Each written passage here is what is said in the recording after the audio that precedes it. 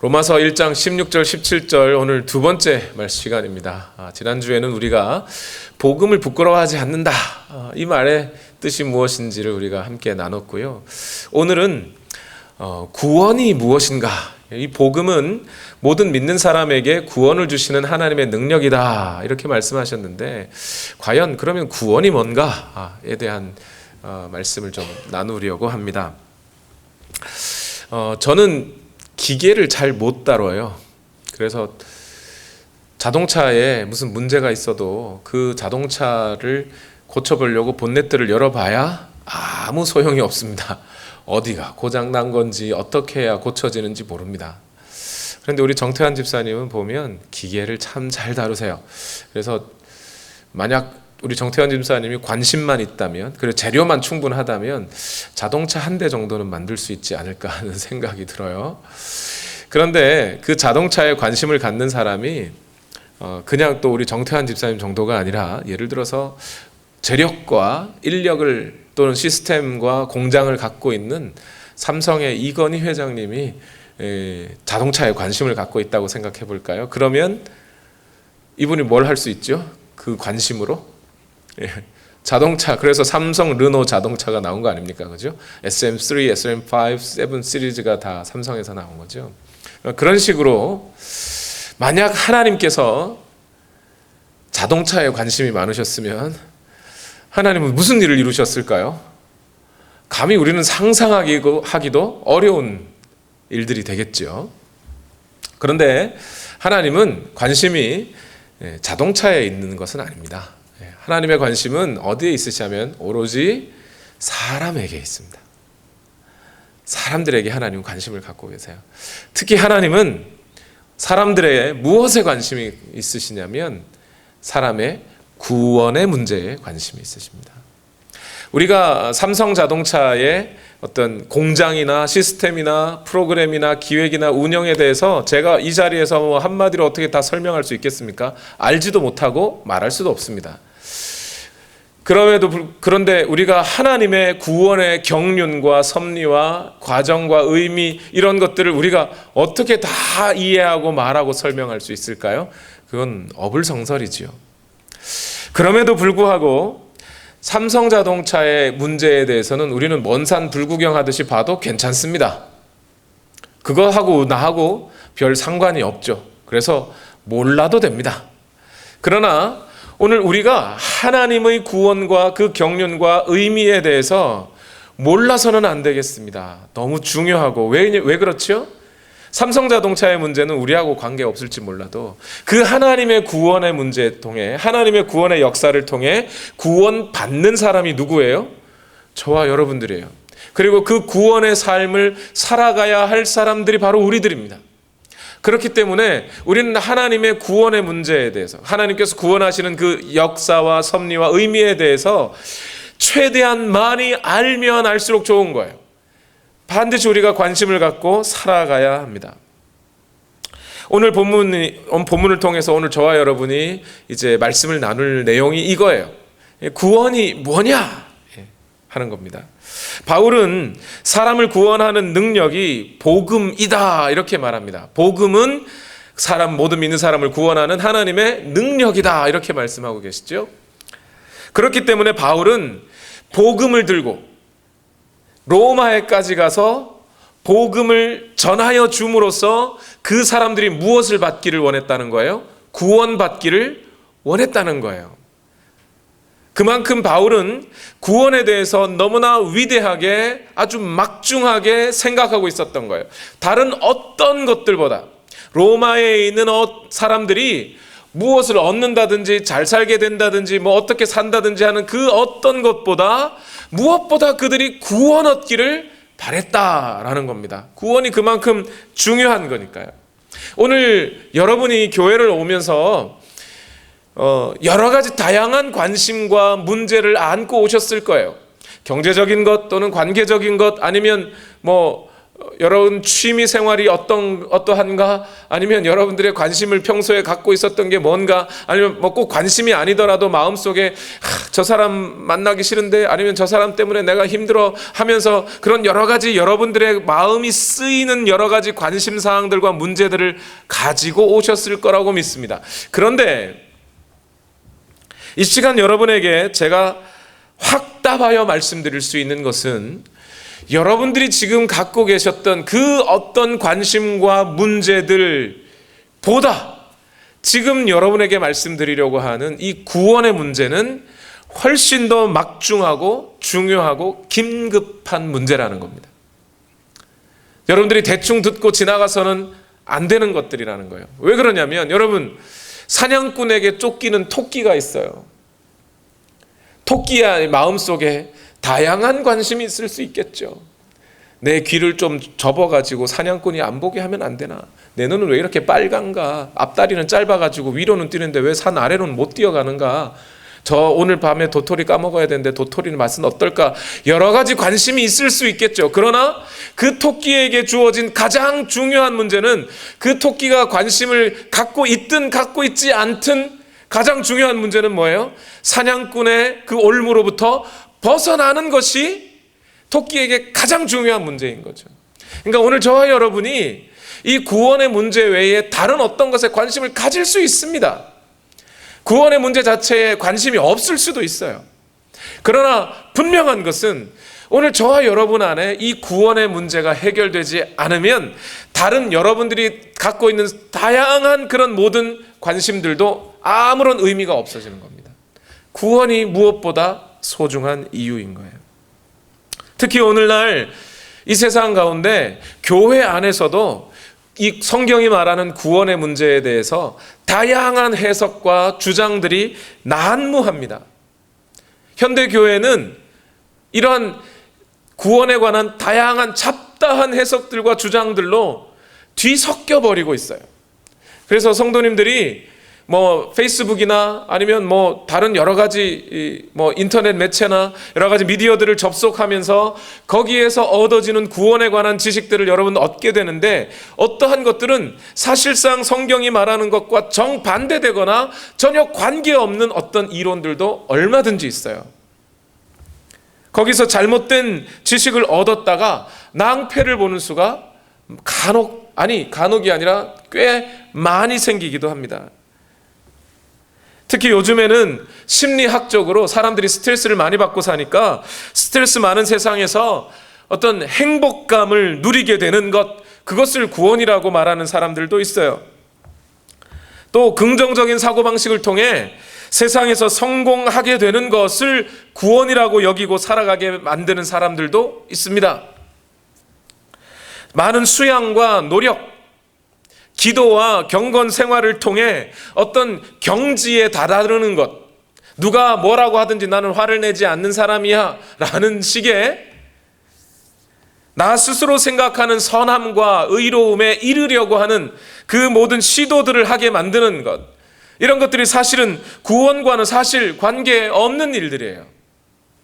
그런데 그것을 간혹 우리는 성화라는 이름으로 구원인 것처럼 받아 누리고 알고 있는 사람들이 꽤 많이 있습니다. 그래서 구원이 무엇인가라고 하는 이것에 대한 성경이 말하는 바른 생각, 구원에 관한 바른 지식을 얻는 것이 매우 중요합니다. 그 바른 지식이 있어야 우리의 신앙생활이 바르게 되는 겁니다. 어디로 가야 할지 분명히 알아야죠. 경주하는 선수가, 그죠?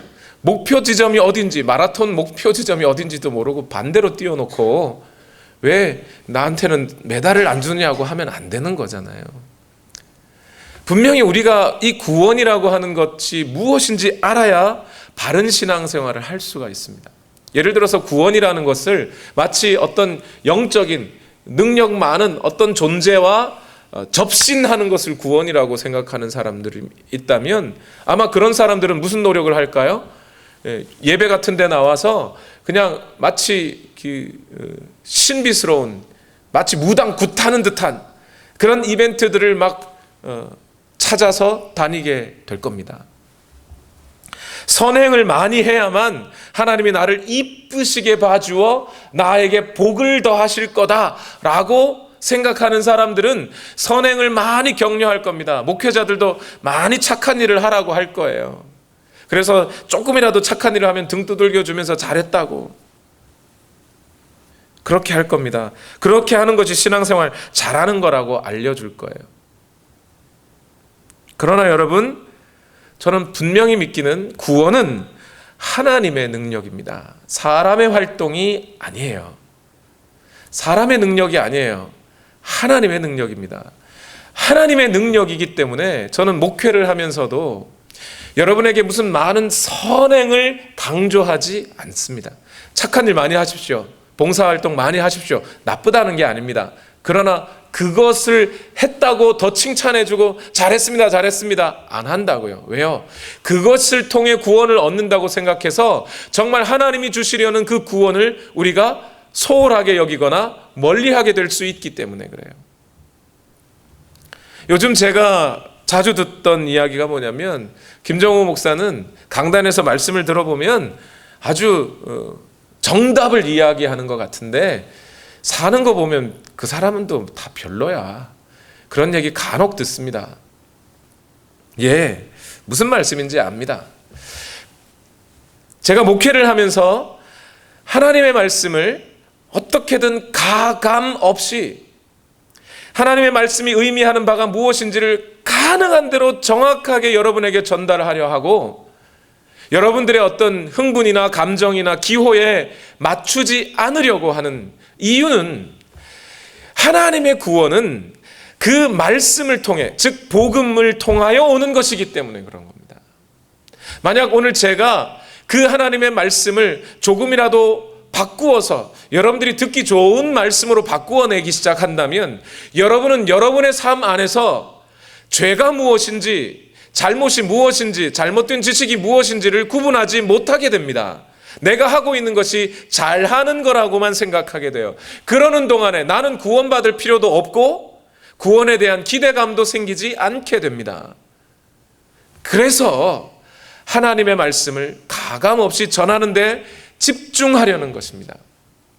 뭐 어떤 다른 어떤 붐을 일으키는 것도 좋고 영적인 운동하는 것도 좋습니다만 그러나 오로지 하나님의 말씀의 바탕 위에 정확한 그 말씀의 바탕 위에 서지 않으면 우리는 우리 자신이 어떤 누구인지를 발견하기 어려워지기 때문에 그렇습니다. 이처럼 오늘 구원이 무엇인지를 정확하게 오늘 우리가 이해하고 받아들이는 것이 정말 중요합니다. 그래서 오늘 우리가 구원에 관한 진리들을 전부 다는 아니더라도 부분적으로라도 그 핵심을 알고 이해하여 받아들임으로써 마치 진짜 화폐를 오랫동안 세어본 은행원이 한 방에 가짜 지폐를 알아보듯이 오늘 우리가 그 하나님의 구원의 진리를 철저하게 이해하고 깨닫고 받아들여야 우리 주변에 있는 그 수많은 잘못된 구원에 관한 진리들을 물리칠 수가 있게 되는 것이죠. 요한일서 5장 13절 말씀에 요한 사도가 나는 하나님의 아들의 이름을 믿는 사람인 여러분들에게 이 글을 씁니다라고 얘기해요. 믿는 사람들인 여러분들에게 복음을 전한다고 이야기하는 거예요. 왜요? 그것은 여러분이 영원한 생명을 가지고 있다는 것을 알게 하려는 것입니다 라고 말합니다. 무슨 얘기예요? 이 구원을 다 이해할 수 없을 겁니다. 다 설명할 수 없을 거예요. 제가 오늘 설교를 아무리 잘한다고 해도 그 설교를 잘한 것으로 여러분들이 집에 가셔서 이제 목사만큼 구원에 대해서 설명해 봐야지 한다고 해서 잘 안 될 것입니다. 그럼에도 불구하고 그 구원의 말씀을 들을 때에 오늘 우리 안에 영생이 있음을, 내가 구원받은 자임을 알고 확신하게 되는 것, 그것이 너무나 소중하기 때문에 요한 사도는 다시 또 복음을 전하고 있다는 거예요. 오늘 저와 여러분이 오늘 이 구원에 관한 말씀을 함께 나눌 때에 오늘 여러분 안에 이 진정한 구원이 다시 한번 여러분에게 확인되고 또 그 구원이 여러분 가운데 이루어지기를 예수님 이름으로 축원합니다. 본문으로 돌아와서, 그래서 오늘 바울은 복음이 사람을 구원하는 능력이기 때문에 나는 복음을 부끄러워하지 않는다, 이렇게 말하고 있죠. 이 말은 뭐예요? 구원이라는 것이 그만큼 소중하다는 거예요. 여러분, 칼을 들고 광고를 하면서 나는 이 칼이 자랑스럽습니다. 왜요? 이 칼은 사과를 깎을 수 있기 때문입니다. 그러면 그건 좀 말이 안 맞죠? 왜 그렇죠? 사과 깎을 수 있는 칼들은 얼마든지 있습니다. 그렇죠? 그런데 이 칼이 자랑스럽습니다. 나는 이 칼로 사람을 살릴 수 있습니다. 칼은 사람 죽이는 건 줄 알았는데 나는 이 칼로 사람을 살립니다. 그러면 그 칼이 도대체 뭐냐, 이렇게 되는 거죠. 왜 그렇죠? 사람을 살린다고 하는 그 일이 워낙 큰 문제, 중요한 문제이기 때문에 그래요. 오늘 복음이 자랑스럽습니다. 왜요? 구원이라는 것이 그만큼 중요하기 때문에. 그러면 이 구원이 뭔가요? 구원이라는 말 자체가 사실 마음에 잘 안 와닿는다는 분들이 있어요. 가끔씩 이제 구원에 대해서, 또는 제가 여러 가지 설교를 하고 이렇게 일상생활을 하다 보면 저에게 어떤 분들이 찾아와서 그런 질문들을 할 때가 있어요. 목사님, 교회에 처음 와가지고 잘 모르겠는데, 아니면 교회를 다니다 말아가지고 잘 모르겠는데 교회에서 쓰는 용어들이 너무 어렵습니다. 그걸 좀 쉬운 용어로 바꿔주시면 안 될까요? 이런 얘기들을 하실 때가 있어요. 맞습니다. 저도 가능한 대로, 할 수 있는 대로 모든 사람들이 그 교회에서 또는 성경에서 쓰는 용어들을, 설교에서 쓰는 용어들을 쉽게 받아들일 수 있도록 바꿔드릴 수 있으면 참 좋겠습니다. 저도 거기엔 동의합니다. 그런데 저는 이 구원이라고 하는 이 말만큼은 바꿀 수가 없습니다. 다른 의미의, 비슷한 의미의 또 다른 어떤 단어들을 집어넣어서 이것이 구원이라고 설명할 수 없습니다. 왜요? 구원이라는 이 말 자체가 하나님이 주신 것이기 때문에 그렇습니다. 왜 그러냐면 이 구원이라는 단어 속에 지금 벌써 우리가 로마서 1장 16절 안에 벌써 구원을 주신다라고 사도 바울의 입술을 통하여 우리에게 구원이라는 단어를 하나님이 쓰게 하셨어요. 그러면 거기에는 우리는 이제 그 구원을 다른 어떤 의미로 해석하여 바꿔서 이해할 게 아니라 하나님이 말씀하시는 그 구원의 의미가 무엇인지를 그대로 받아들이는 것이 중요해지죠. 구원이라는 단어의 사전적인 의미를 찾아보면요, 물론 뭐 영어로는 salvation이라고 쓰여 있고 헬라어로는 soter라고 이렇게 발음을 합니다. 그런데 이 salvation, 구원이라고 하는 단어는 어떤 뜻이 그 안에 먼저 담겨져 있냐면 안전 또는 치료, 건강하게 함, 또는 어디로부터 건져냄, 이런 뜻이 담겨져 있습니다. 다시 말해서 구원이라는 말 자체가 갖고 있는 뜻은 뭐냐면 어떠한 사람이나 어떤 존재가 아주 매우 위험한 상황에 들어가 빠져 있는데 거기에 빠져 있는 그 사람은 자기 스스로는 자기가 거기에서 건져질 수 없으니 외부의 다른 어떤 사람이 그를 건져 주어 건강하고 회복할 수 있도록 치료해 준다. 안전하게 살아갈 수 있도록 해준다. 이런 뜻이 구원이라는 뜻이라는 거예요. 이 구원이라는 이 단어 자체의 의미를 가만히 한번 생각해 보세요. 지금 복음을 듣고 있죠, 여러분. 우리는 성경 속에 이 복음의 말씀을 나누고 있습니다. 1장 16절에, 그죠? 그 복음은 핵심적인 세 가지 사건으로 되어 있어요. 예수 그리스도께서 성육신 하셔서 이 땅에 오셨다는 것, 그리고 예수 그리스도가 십자가에 달려 내 죄를 대신하여 십자가에 달려 죽으셨다는 것, 그리고 말씀대로 3일 후에 부활하셨다는 것. 이 역사적인 사건 세 가지가 핵심 주제가 됩니다. 복음 속에는요. 만약 이 세 가지 사건, 물론 여기에 더하여 창조와 재림 5가지 사건까지 다 포함해서 이 5가지 사건을 부인하면 그것은 반드시 이단이에요. 그 5가지를 부인할 수가 없어요. 그런데 여러분, 이 사건들을 통해 결국 우리가 구원을 얻었다라는 것이 복음인데, 여러분, 결국 이 복음은 뭐가 아닌 것이 돼요? 그 복음을 가만히 생각해 보세요. 하나님께서 우리의 역사 가운데 그 아들을 보내시고 우리를 구원하셨다, 살리셨다라는 것은 철학이 아니에요. 심리학이 아닙니다. 단순한 행복감을 주는 말이 아니에요. 우리 안에 마음속에 평안함을 주는 평안함이 얻어지는 게 구원이 아니라는 거예요. 구원은 우리에게 이루어진 사실입니다. 역사적인 사건이에요. 그것을 믿는 것이 우리는 복음을 믿는다라고 말하는 겁니다. 오늘날 많은 사람들이 구원이라고 하는 것을 말하면서도 그 사건들을 부인하고 우리에게 이루어진 사건들을 부인하는 사람들이 너무나 많습니다. 또 우리가 구원이라고 하는 말을 쓰는 순간 우리는 그 구원이란 뭐예요? 구원을 하는 분, 구원의 주체가 있고 구원을 받는 구원의 객체가 있습니다. 그런데 구원을 받는 우리 입장에서 구원의 객체들은 스스로 자기를 구원할 수 있다는 거예요? 없다는 거예요? 없다는 거예요.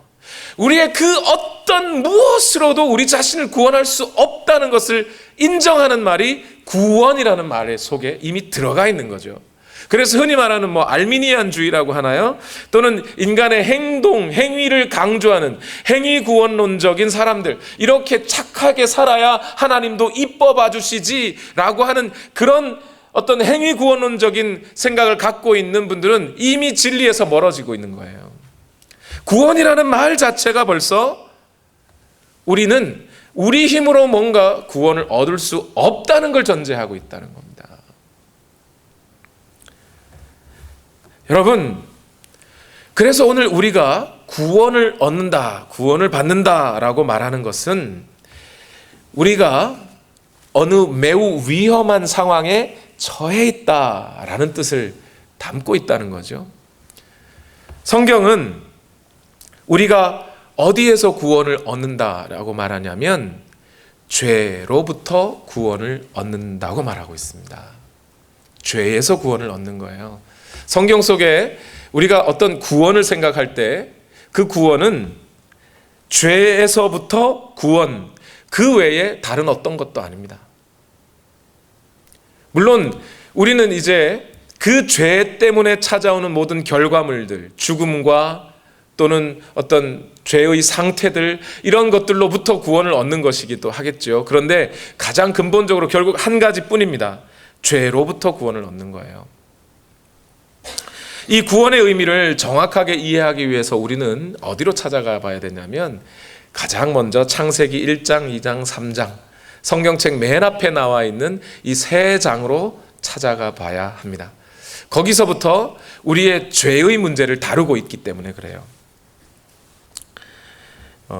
창세기 1장, 2장, 3장에 보면 태초에 있었던 사람에 관한 이야기가 나옵니다. 처음 그 사람이 하나님께서 지어주셨을 때는 이 아담 또는 하와라고 하는 이 사람들은 하나님과 온전하고 절대적으로 바른 관계를 맺고 살았습니다. 그 사람들 안에는 죄가 없었고 거룩한 관계와 의로운 관계로 하나님과 맺어졌습니다. 하나님께서 보시기에 좋다 할 만큼, 선하다, 거룩하다, 의롭다 할 만큼 좋은 관계 속에 살고 있었습니다. 그 사람들은 하나님과 관계 속에 자기의 의무를 충직하게 잘 지켜냈습니다. 에덴 동산에서 에덴을 관리하면서 제사장적인 역할을 잘 감당하고 있었죠. 그러던 중에 그가 사탄의 시험을 받고 범죄를 하게 됩니다. 하나님께서 먹지 말라고 하셨던 단 하나의 나무 열매 선악과를 먹음으로써 그 하나님과의 관계가 끊어지게 되지요. 그 하나님 앞에 선악과를 먹을 때 아담과 하와는 어떤 마음을 가졌다고 하나요? 성경을 보니까 우리도 하나님처럼 높아지고자, 그리고 내가 보기에 좋은 것, 그죠? 먹음직, 보암직, 그죠? 지혜롭게 할 만큼 탐스럽기도 한 그 열매를 그거 먹으면 나도 하나님처럼 될 것이라는 생각 속에 먹게 됩니다. 그것이 하나님께 한 반역이지요. 그 반역 때문에 하나님께서 미리 약속하셨던 그 약속, 너희가 선악을 알게 하는 나무의 열매를 먹는 날에 정령 죽으리라 하셨던 하나님의 말씀이 그대로 그들에게 심판으로 이루어져서 인간은 에덴에서부터 떨어지고 생명력을 주시는 하나님과의 관계도 끊어지고, 그래서 이 땅을 살면서 필경은 밭을 갈고 수고하고 땀을 흘려야만 먹고 살 수 있는 존재가 된 것입니다. 뿐만 아니라 여성들에게는 해산의 고통이 주어져 있고요. 사탄과 원수된 관계로 살지만 여전히 사단의 지배 아래, 이 세상이 사단의 지배 아래 들어갈 수밖에 없는 길을 내어줬습니다. 죄 아래, 죄의 바다 가운데 풍덩 빠지게 되어버렸다는 거예요. 그래서 성경이 말하는 구원은 바로 그 죄의 바다로부터 구원을 얻는 것을 말하는 겁니다. 이 사실을 우리가 잊지 말아야 돼요. 요즘 교회 안에서 진화론을 인정하자라고 하는 분들이 꽤 많이 생기는 것 같습니다. 무슨 얘기냐면 교회가 이 세상의 지식인들을 받아들여야 한다. 그리고 그 지식인들이 또는 과학자들이 어떤 그런 사람들이 교회 안에 들어오기 위해서는 큰 문제가 한 가지 있는데 진화론을 인정해 주는 문제다라는 겁니다. 그래서 뭐 창조적 진화 뭐 이런 것들을 하면서 하나님이 진화론적 방법으로 창조하셨을 거야 라고 이해하고, 그래서 그런 주장들을 하는 과학자들을 받아들이자, 철학적으로도 진화론을 받아들이자라고 하는 분들이 꽤 많이 생겨나는 것 같습니다. 여러분 유튜브를 한번 보세요. 기독교 지식인이라고 하는 분들이 그런 주장들을 꽤나 많이 하고 있습니다. 그런데 여러분, 그럼에도 불구하고 진화론을 인정할 수 없는 이유가 있어요. 왜 그렇죠? 진화론처럼 사람이 동물로부터 인간으로 진화되고 점점 발전하여 그 끝에 지금 끝을 향하여 달려가는 중에 있다. 사람은 점점점 좋아져 가고 있다라고 믿는다면, 그러면 사람에겐 구원이 필요해요, 안 필요해요? 가만둬서 진화해서 더 좋아지고 있는데 뭐하러 구원이 필요합니까? 창조와 타락을 인정하지 않으면 인간에겐 반드시 뭐가요? 구원도 필요 없어지는 거예요. 그래서 진화론을 인정할 수가 없어요. 요즘 동성애자들이 그런 이야기를 합니다. 하나님도 나를 이렇게 만드셨어. 이게 현준이가 학교 갔다가 아빠 이거 어떻게 해야 될지 모르겠어요 이런 얘기를 해요. 학교에서 선생님들이 동성애에 관한 질문들을 하나 봅니다. 찬성하냐 반대하냐 뭐 이런 식의. 근데 반대한다고 손드는 애들이 반에서 텍사스임에도 불구하고 2명밖에 없더래요. 자기하고 다른 베트남 친구 2명. 그러면서 그 아이들이, 동성애를 찬성하는 아이들이 다 뭐라고 그러냐면 자기들도 태어날 때 그렇게 태어났다는 거예요. 동성애자로. 태어날 때부터 그렇게 태어난 사람들을 대놓고 그거 죄라고 하면 되냐고. 처음부터 그런 거를 어떡할 거냐고. 여기에 대해서도 마찬가지예요. 사람은 물론 하나님이 만드셨습니다. 그러나 사람이 태어날 때 죄 가운데 태어나는 겁니다.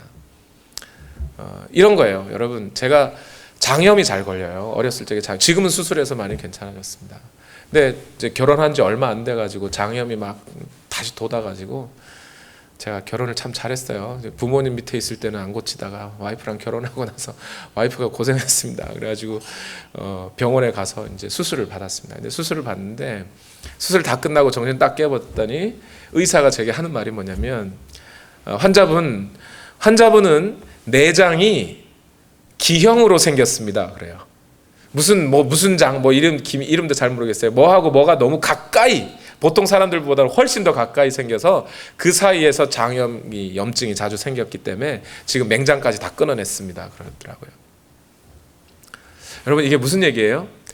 사람이 태어날 때 모두가 다 정상적이라고 하는 것으로 태어나는 것은 아니라는 겁니다. 어떤 분들은 태어날 때부터 우리 눈에 보이는 신체적인 장애를 안고 태어나시는 분들이 있어요. 또 저같이 눈에는 안 보여도 내장이 장애인 사람들이 있을 수 있어요. 그렇다면 마찬가지로 모두요, 정신이나 생각이 장애일 수도 있습니다. 뿐만 아니라 모든 사람은 그 마음에 생각하는 것이 항상 뭐하다고요? 악할 뿐임을 보시고 하나님이 그런 말씀하시잖아요. 모든 사람들은 다 그렇게 죄악 가운데 태어나는 거예요. 그렇게 죄악 가운데 태어났으니 내가 하는 모든 생각이 다 하나님이 인정해 주는 겁니까? 내가 하는 모든 선택이 다 하나님이 옳다고 해주는 거예요? 그렇지 않잖아요. 마찬가지로 동성애도 그런 문제인 거라는 겁니다. 우리가 죄악 가운데 태어났다는 것을 인정하지 않으면 우리는 구원을 인정하지 않게 되는 거예요. 우리 모두가, 모든 사람들이 죄악 가운데 건져져야 할, 죄 가운데, 그 죄의 바다 가운데 태어난 사람들이라는 것을 인정해야 오늘 우리는 구원이라는 것을 인정할 수밖에 없어지는 거예요. 구원의 필요를 느끼는 사람들이라는 겁니다. 침례 문답을 할 때 한 할머니가 문답하셨던 경우가 있어요. 제가 직접 침례를 준 분은 아닌데 제가 옆에서 돕다가 목사님이 침례 문답을 이렇게 하셨어요. 누구 성도님은 예수님 왜 믿으십니까? 그러면 이제 거기에 대해서 이제 배운 대로 잘 말씀을 하셔야 되는데, 이 할머니가 잘 모르겠어요, 목사님. 목사님도 지금 당황해, 모르겠다니, 이거 침례 조험하러 물까지 들어왔는데. 근데 이어서 이렇게 말씀하셨어요. 내가 왜 예수 믿는지 나도 몰라요. 근데 나는 더 이상 죄를 짓고 싶지는 않아요. 그러시더라고요.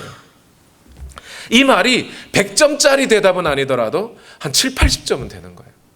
그 죄로부터의 구원이 우리가 지금 말하고 있는 구원이라는 겁니다. 죄로부터 구원받았다라고 하면 여러분 그냥 단순히 범죄하지 않고 죄 안 짓고 살아야지, 이게 문제가 아니에요. 죄의 바다로부터 구원을 받았다는 것은 다음 세 가지의 내용을 다 구원받았음을 의미하는 겁니다. 첫 번째는 뭐냐면 죄의 책임으로부터 구원받는 겁니다. 무슨 얘기냐면, 여러분 강물에 몸을 담그면 그 몸을 담궜기 때문에 당연히 따라오는 결과들이 있죠. 떠내려 간다든지 푹 다 젖어버린다든지, 그것이 결과들이죠. 그 결과를 내가 감당할 수밖에 없다는 것, 그것을 죄책이라고 합니다. 죄의 책임, 그러니까 죄책감은 아니에요. 죄책감이란 내가 죄 지으면 안 되는데, 내가 죄 지어서 내가 나쁜 놈이군 하는 그런 생각이죠. 그 죄책감은 때로 우리에게 너무 소중합니다. 때로 그 죄책감은 우리로 하여금 다시 죄를 짓지 않도록 우리 자신을 경계하도록 만드는 경우가 있어요. 그래서 죄책감은 때로 중요하고 좋은 것이에요. 죄책감이 없는 걸 말하는 게 아니라 죄의 책임으로부터 면하는 것을 죄로부터의 구원이라고 그래요. 죄의 결과로 모든 인간이 어떻게 돼요? 죽음을 얻게 되었죠. 그래서 그 죽음으로부터 구원받는 것을 말합니다. 또 죄의 결과로 하나님과의 관계가 끊어졌죠. 그래서 그 관계가 회복되는 것, 또 죄책으로부터의 구원이라고 말하는 겁니다. 두 번째로 죄로부터 구원이라고 그러면 무엇도 가능하냐면 죄의 세력으로부터 구원을 얻는 겁니다. 인간이 죄를 지을 때 자기 자신이 교만하여 죄를 짓기도 하였지만, 인간이 죄를 짓게 하였던 그자, 공중의 권세를 잡고 지금 불순종의 아들들 가운데서 역사하는 영, 곧 사단의 세력으로부터 우리가 구원을 얻는 것, 그것 역시 죄로부터의 구원을 말하는 겁니다. 세 번째로, 이 세 번째가 또 중요한데 사람들이 이걸 인정하지 않을 때가 많아요. 세 번째는 뭐냐면 죄의 오염으로부터 구원받는 걸 말합니다. 물속에 들어가면 내가 젖는 게 당연하죠. 죄의 바다에 빠지면 내가 죄인인 것이 당연한 겁니다. 다시 말해서 우리가 죄의 바다에서 구원을 얻는다라고 하는 것은 죄라는 것이 내가 죄인임을 인정하는 거예요. 나의 본성 속에 그 어떤 것도 하나님이 거룩하게 볼 만한 그런 어떤 본성이 내게는 없음을 인정하는 거죠. 그것이 죄의 본성이라는 거예요. 우리는 하나님의 뜻을 알려고도 하지 않고, 하나님이 누군지도 모르고, 하나님의 말씀을 들으려고 하지도 않고, 또 하나님의 말씀을 들어도 그 말씀에 순종하려고 하지도 않고, 하나님을 떠나서 하나님이 나를 의롭게 해주시는 거 말고 내가 자의적으로 하나님 앞에 떳떳하게 서기를 원하는 것이 인간의 본성이라는 겁니다. 그 죄의 본성으로부터 구원을 얻는 것을 죄의 오염으로부터 구원을 얻는 것이라는 거예요. 내가 나 잘난 맛에 사는 게 아니라 하나님의 의를 의지하며 살아가는 것, 그것을 죄의 오염으로부터 구원을 얻는 것이라는 겁니다. 이것이 어떻게 이루어져요? 예수 그리스도께서 우리의 모든 죄를 대신하여 지시고 십자가에 달려 죽으심으로써 오늘 우리는 죄에 대하여 죽은 자가 되고, 예수 그리스도께서 그 죽음에서 부활하실 때 모든 죽음과 사망과 사단의 세력을 파하시는 승리를 가지고 구원하실 때 우리도 그분과 함께 구원을 얻음으로 우리가 역시 죄의 세력과 본성으로부터 구원을 얻게 된다. 이것이 복음의 핵심 내용이에요. 자, 그러면 이제 여기서 질문이 하나가 생기게 되죠. 아, 목사님, 그러면 예수님이 벌써 2000년 전에 십자가에 달려 죽으시고 부활하셨으니까 이제 우리는 완전히 구원을 받은 거죠? 어떤 죄를 지어도 다 용서받은 거죠? 교회 안 다녀도 되는 거죠? 대답을 안 하시네요. 여기서 이제 예스 하는 순간 구원파에 속하시게 되는 겁니다. 이제 예스 하기가 참 어려워요. 그죠? 왜 그렇죠? 구원에는 세 가지 시제가 있기 때문에 그래요. 물론 우리는 예수 그리스도의 십자가의 죽으심을 믿음으로, 그 예수 그리스도의 십자가의 죽으심과 의를 믿음으로 받아들였기 때문에 우리는 하나님으로부터 의롭다고 인정함을 받은 자들입니다. 로마서 5장 1절 말씀 다 같이 읽어봅시다. 로마서 5장 1절 시작. 그러므로 우리는 믿음으로 의롭다 하심을 받았으므로 우리 주 예수 그리스도로 말미암아 하나님과 더불어 평화를 누리고 있습니다. 예, 우리 구원 받았어요. 맞습니다. 이제 우리는 죄의 종이 아니라 그리스도의 종이 된 사람들입니다. 불의의 종이 아니라 하나님의 종, 순종의 종이 되었습니다. 예수 그리스도께서 우리를 그렇게 우리에게 구원을 주셨습니다. 우리는 그 구원을 받은 거예요. 그런데 구원을 받았다도 진리이지만 동시에 구원을 받고 있다도 진리예요. 무슨 얘기냐면 여러분, 우리가 그렇게 죄에 대하여 죽고 의에 대하여 산 자가 되었습니다. 십자가에 달려 죽으심과 부활의 은혜를 입어 의롭다 인정함을 받은 자가 되었습니다. 그런데 우리가 지금 아직 이 땅에 살아가고 있는 동안 우리를 죄에 빠뜨리는 죄의 세력은 죽었어요, 안 죽었어요? 아직 살아있어요. 그렇죠?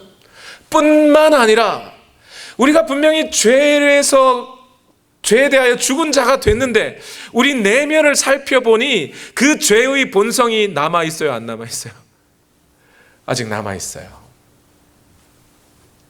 그러니 우리는 오늘 또한 그 죄들로부터, 죄를 짓게 하는 세력들로부터 구원을 받아야 하는 존재인 겁니다. 죄에 대하여 죽은 우리가 어찌 그 가운데 더 살리요라는 말이 있어요. 그게 무슨 뜻이에요? 이제 우리가 죄에 대하여 구원을 얻었으니 나 잘 살았다, 이제 내 마음대로 살자가 아니라 여전히 죄의 세력이 있고 우리 속에 안에 있는 그 죄의 본성들과 여전히 싸워서 이겨내야 하는 존재라고요. 그런데 그 싸워서 이길 힘이 내게 있어요, 없어요? 있으세요? 없지요. 없으니까 또 누구를 의지하는 거예요? 예수 그리스도의 십자가를 오늘도 의지하고 그 은혜로 말미암아 이기게 하시는 주님을 의지할 수밖에 없어요. 그 의지를 가지고 싸우는 거예요. 그래서 로마서 7장 24절과 25절에 나는 비참한 사람입니다. 곤고한 자로다. 누가 이 죽음의 몸에서 나를 건져주겠습니까? 우리 주 예수 그리스도를 통하여 나를 건져주신 하나님께 감사를 드립니다. 날마다 우리는 하나님의 은혜로 이 성령의 인도하심을 힘입어 의의 삶으로 우리 자신을 드리려고 하는, 우리의 은혜를 힘입어 구원을 얻어야 하는 존재라고요. 날마다 하나님의 은혜 자리로 나아가야 돼요. 예배의 자리로, 기도의 자리로 날마다 나아가야 하는 이유는 거기서부터 하나님의 은혜를 입어 오늘도 회개하며 하나님 앞에 나아가야 하기 때문에 그래요. 예수님께서 우리에게 기도를 가르쳐 주시면서 뭐라 그랬어요? 시험에 들지 말게 하옵소서, 악에서 건져 주옵소서라고 기도하라. 바로 그런 의미인 거예요. 사람들이 흔히 예수 믿는 사람들이 어떻게 저런 말을 하냐, 예수 믿는 사람이 어떻게 저런 행동을 해, 저건 믿는 사람이 할 행동이 아니야, 저거 구원받은 사람이 하는 행동이 아니야, 이런 말을 잘합니다. 가끔씩. 저도 가끔씩 할 때가 있어요. 야, 그거 보니 그 사람 보니까 진짜 그건 구원받는 사람이 아닌 것 같아 라고 할 때가 있습니다. 그러나 우리가 이 말을 사용할 때 매우 조심해야 합니다. 왜 그렇죠? 우리 모두가 다 여전히 오늘 구원을 받아야 할 존재이기 때문에 그래요. 그리스도인이란 완전히 죄 없는 사람이 아니에요. 요한일서에 분명히 말씀하시잖아요. 우리에게 우리 스스로 죄 없다 말하면 그것은 하나님을 거짓말장애로 만드는 것이다. 우린 죄가 있다 인정해야 된다라는 겁니다. 여러분, 그리스도인은 죄 없는 사람이 아니라 죄와 싸우는 사람이에요. 그리스도인은 죄 없이 완전한 사람이 아니라 오늘도 회개해야 할 사람이라는 겁니다.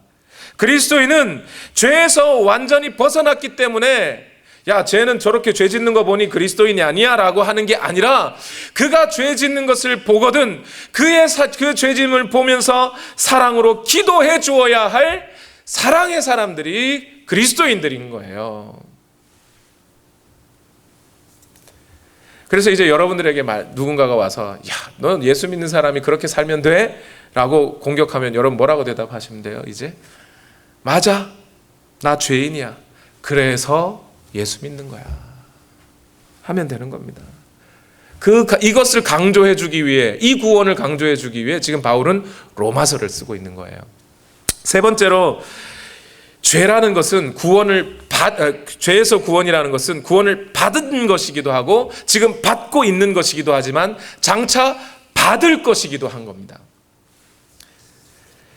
장래에 완전히 죄로부터 완전히 벗어나는 그날이 올 것이라고 성경은 우리에게 알려주고 있어요. 사람에게서 죄의 책임이 완전히 사라지고 죄의 세력들이 죽어버리고 죽음도 죽어버리고 죄를 짓고 싶어도 더 이상 죄를 짓지도 못하는, 물론 짓고 싶지도 않겠지만 그런 때가 온다는 거예요. 그 날이 우리에게 주어질 것을 성경은 여러 번 말하고 있습니다. 로마서 16장 20절에 같이 읽어봅시다. 시작. 평화의 하나님께서 곧 사탄을 쳐부셔서 여러분의 발밑에 짓밟히게 하실 것입니다. 미래형이죠. 사단이 죽어버릴 거라는 거예요. 또 로마서 8장 11절 시작. 예수를 죽은 사람들 가운데서 살리신 분의 영이 여러분 안에 살아계시면 그리스도를 죽은 사람들 가운데서 살리신 분께서 여러분 안에 계신 자기의 영으로 무엇을요? 여러분의 죽을 몸도 살리리라. 우리의 몸은 죽을 수밖에 없어요. 죽음의 그늘 안에 들어와 있어요. 죄 때문에. 그러나 그 죽음이 죽어버린 상황에서 우리는 영원한 영생 부활이라는 것을 얻게 될 것이라는 겁니다. 그날에는 우리 주 예수 그리스도께서 모든 만물을 통치하시고 왕으로 우뚝 서 계시며 우리도 그 예수 그리스도와 함께 왕 노릇하는 자의 자리에 앉게 될 날이에요. 고린도전서 15장 24절 25절에 그때가 마지막입니다. 그때에 그리스도께서 모든 통치와 모든 권위와 모든 권력을 패하시고 그 나라를 하나님 아버지께 넘겨드리실 것입니다. 하나님께서 모든 원수를 그리스도의 발 아래 두실 때까지 그리스도께서 다스리셔야 합니다. 지금 이제 그리스도께서는 우리 안에서 통치를 시작하셨고 그 통치가 끝나는 날 예수 그리스도는 오히려 더 완전한 통치 가운데서 죄와 죽음과 사망의 세력이 다 끝나버리고 우리는 그 예수 그리스도 안에서 처음 에덴 동산에서 하나님과 온전한 관계를 맺었던 그 아담처럼 그 관계를 완전히 회복하는 날이 올 것이라는 거예요. 그것이 구원의 미래입니다. 여러분, 그래서 구원은 받은 것이기도 하지만 지금 받는 것이기도 하고 또한 받을 것이기도 한 거예요. 이 말씀을 드리고 마쳤으면 좋겠는데요. 제가 지난 월요일, 화요일 우리 교회가 늘 계속 하고 있는 우리 매일 성경 큐티를 쭉 하면서 바로 이 사람의 사건이 바로 이 구원의 시제를 알려주는데 너무 좋은 모범이 되겠구나 하는 사람이 있었어요. 지난 월요일, 화요일이면 여러분 아마 여호수아 2장, 3장을 보셨을 겁니다. 거기에 기생 라합의 사건이 나옵니다. 여호수아가 이스라엘 백성을 데리고 가나안 땅으로 침공해 들어오면서 요단강을 건널 때 이 일이에요. 먼저 여호수아가 정탐꾼 2명을 여리고성에 보내지요. 거기에 라합이 살고 있는 그 집에 정탐꾼들이 찾아갑니다. 정탐꾼들이 왔다는 이야기를 언제 알았는지 정보를 캐낸 이 여리고성의 왕이 군인들을 보내서 정탐꾼들을 찾아내라 했어요. 근데 라합이 정탐꾼들을 숨겨주고 그 사람들 벌써 갔다고, 왔었는데 갔다고 하면서 숨겨줍니다. 군인들이 간 사이에 이제 라합이 정탐꾼들이 옥상에 숨어 있었는데 그 옥상으로 올라가서 이야기를 한 거죠. 내가 여호와 하나님을, 이 하나님에 관한 소리를 들었습니다. 그분이 당신들을 홍해에서 건너게 했다면서요. 그분이 저 시혼 왕 2명을 다 죽여버렸다면서요. 여러분, 아니 그 여호와 하나님 때문에 우리는 벌벌 떨고 있습니다. 그분이 이제 이 땅에 들어와서 당신들이 여리고를 침공할 때 나를 구원해 주십시오, 건져 주십시오 그래요. 그때 정탐꾼들이 어떻게 하죠? 알겠습니다 하고 그냥 돌아갑니까? 그렇게 하면 안 되죠. 왜요? 군인들이 와가지고 막 전쟁을 하는 동안에 기생 라합이 누군 줄 알고 죽여버리면 어떡해요? 그러니까 어떻게 합니까? 당신 집 창문에 홍색 실을 들여내십시오. 그러면 그 집 안에 있는 사람은 누구든지 살 것입니다. 그러나 그 집에 나와 있으면 누구든지 살지 못합니다. 그래서 어떻게 해요? 당신은 얼른 가서 가족들을 데리고, 친척들 데리고 와서 그 집 안에 멈추십시오. 언제 올지는 모릅니다. 그러나 올 때 반드시 그 홍색 실만 있으면 그 집은 살 것입니다. 그래요. 여러분, 바로 이것이 기생 라합이 얻었던 구원, 오늘 우리가 얻은 구원의 시제하고 비슷해요. 여러분, 라합은 구원을 받았습니까? 받았죠. 그 여리고의 수많은 사람들 중에 라합이라고 하는 사람을 하나님이 택하신 거예요. 여리고성을 뿐만이 아니라 이 지금 여호수아가 요단강을 건너는 순간 아직 여리고성에 당도하지 않았더라도 라합의 구원은 확정된 거예요. 약속이 있으니까. 정탐꾼들이 그 집에 찾아와서 그 라합의 귀에 하나님의 메시지와 그 구원의 소식을 알려줄 때 라합에게는 이미 구원이 확정된 겁니다. 구원 받은 자예요. 그런데 라합은 여전히 구원을 받아야 합니다. 왜요? 이제 그 집에서 살고 있어야 되잖아요. 댕기를 드러내야 되잖아요. 그리고 가족들을 불러와야죠. 그런데 그 가족들에게 이스라엘에 관한 이야기를 전해줬을 때 행여나 새 나가면 어떡합니까? 여리고성 왕이 알아들으면 기생 라합의 목숨은 그냥 풍전등화인 거죠.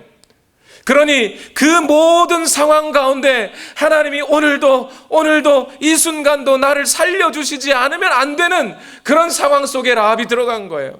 우리 모두가 다 이 죄의 바다 가운데, 죄의 세상 가운데 살면서 우리 하나님께서 우리를 또 건져주시고 오늘도 살려주시지 않으면 안 되는 목숨이 우리인 거죠.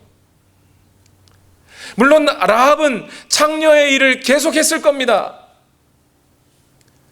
그러나 그것이 그녀를 죽이지 못하여, 왜요? 그녀에게는 믿음이 있기 때문에. 오늘 저와 여러분이 죄를 짓는다고 해서 죽지는 않을 것입니다. 그러나 오늘 우리에게 여전히 그 믿음 붙잡고 살아가야 우리에게 구원이 확정이 되는 거죠. 그리고 알지 못하는 어떤 미래에 이스라엘의 요단강을 건너와 여리고를 무너뜨릴 때에 비록 이 기생 라합이 갖고 있었던 그 창녀라고 하는 직업도 사라져버릴 것이고 그의 이웃들도 다 죽음 가운데 빠질 것이고 그들을 지배했던 여리고는 무너질지라도 그는 구원을 받아 하나님의 백성 가운데 함께 하나님을 노래하며 하나님을 찬송하는 자의 자리에 라합이 들어가 있을 거예요. 그래서 성경 가운데 예수님의 조상 가운데 라합의 이름이 기록되어 있는 거예요. 오늘 저와 여러분의 이름이 그 말씀 가운데 하나님의 생명책에 기록되어 있다는 말씀이 그런 뜻인 거예요. 여러분, 오늘 이 구원을 생각할 때 우리에게 주신 하나님의 구원이 여러분 어떠합니까? 위대하지 않습니까? 우리 시간 다 같이 함께 기도하십시다. 하나님, 수천 년 전 라합이라는 여인에게 주어졌던 구원도 그러한데 오늘 우리의 구원은 얼마나 위대하고 큰 것인지, 하나님의 아들 예수 그리스도와 영원히 함께 왕노릇할 그날을 기대하며 오늘도 죄의 세력 가운데서, 죄의 본성들 가운데서 나를 구원하시는 하나님의 은혜에 기대어 살아가며 나를 구원하신 예수 그리스도를 기억하고 그분을 바라보며 살아가는 오늘 우리의 삶에 하나님을 향한 믿음과 은혜로 충만케 하여 주시옵소서. 우리 시간 다 같이 함께 기도하겠습니다. 주여, 오늘도 역사하여 주시옵소서. 하나님의 말씀이, 하나님의 은혜가 오늘 우리를 새롭게 하시기를 원합니다. 주여, 역사하여 주시옵소서. 주님, 역사하여 주시기를 원합니다. 하나님, 은혜를 더하여 주시기를 원하오. 하나님, 오늘도 우리에게 하나님의 말씀을 허락하시옵소서. 주여, 역사하여 주시옵소서. 위대하심을 내 영혼이 찬양하네. 주님의 높고 위대하심을 내 영혼이 찬양하네. 주 하나님, 주 독생자 아낌없이 우리를 위해 보내주셨네. 십자가에 피 흘려 죽으신 주, 내 모든 죄를 구속하셨네. 아멘. 주님의 높고 위대하심을, 내 높고 위대하심을 내 영혼이 찬양하네. 주님의 높고 위대하심을 내 영혼이 찬양하네. 내 주 예수 세상에 다시 올 때, 예, 다시 오 저 천국으로 날 인도하리. 나 겸손히 엎드려 경배하며, 엎드려 경배하 영원히 주를 찬양하리라. 아멘. 주님의 높고 위대하심을, 높고 위대하심을 내 영혼이 찬양하네. 주님의 높고 위대하심을 내 영혼이 찬양하네. 주님의 높고 위대하심을, 높고 위대하심 내 영혼이 찬양하네.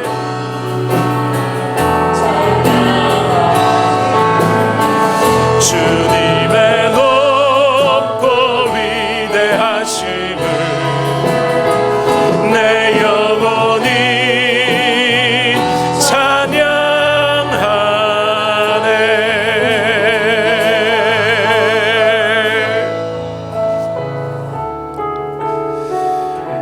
하나님, 우리가 하나님께서 우리를 구원하신 그 구원의 역사를 바라볼 때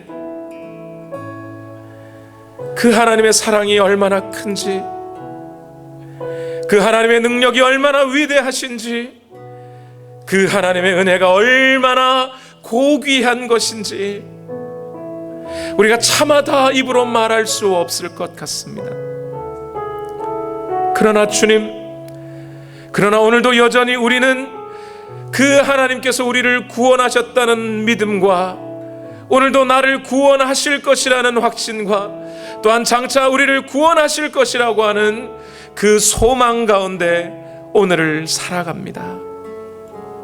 이 땅의 모든 것 사라지고 내 직업도 나의 어떤 삶의 터전들도 다 사라져갈 때 오늘 우리를 구원하시는 그 하나님으로 말미암아 감사와 찬송 올리게 하옵소서.